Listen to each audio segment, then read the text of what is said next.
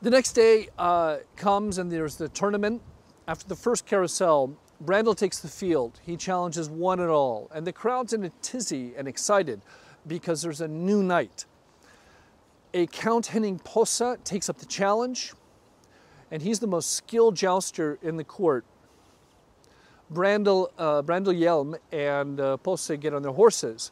In the first round, they clash, and the lances explode like glass. But in the second round, Brandel Hjelm trounces Posse and wins the day. He's greeted kindly by the king and congratulated. The crowd is applauding him, but there's something wrong. As he looks out in the crowd, he sees his paramour, Frederic von R, and he sees that she's got a frown on her face. After the tournament, he goes to talk to her, and it turns out that some gossip has told Frederic about Brandel being in the bordello.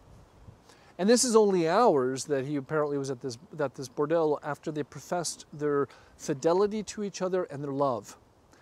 She says to him, "Now, I can forgive a mistake, but I cannot forgive its denial." Brandel Hjelm can't betray his confidence of the king. And so all he says to her is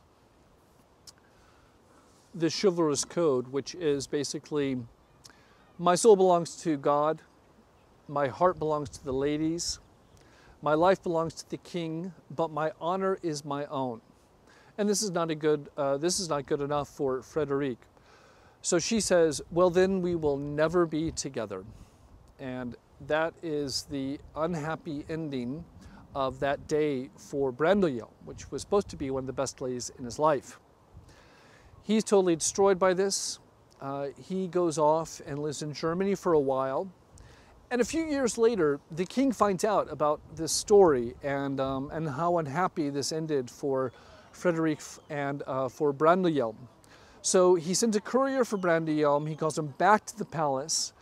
And Brandel Hjelm's very excited because he thinks, well, the king's going to sort this out, and now I can be together with my love. But unfortunately, he arrives in Stockholm only in time to kneel at her grave. She has caught a consumptive disease, and she's died already. He does get told that before she died, she still professed her love for Brandel Hjelm, and she found out about what happened and why he could not, why he was at that bordello. And she said, I love him even more because he kept the confidence of the king. Now Brandel Hjelm is really devastated. He gives up his title, he leaves Sweden forever, and he dies in foreign lands. And that is our story for today. I hope that you enjoyed this love story from the 1770s. There is much more to be told about Drottningholm, so please look for other videos.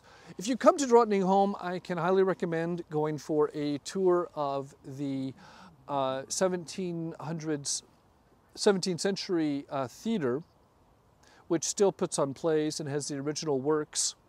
The palace is also lovely, and this is a fantastic place to come for the day. You can take a boat ride here from City Hall. All right, thank you, and have a great day.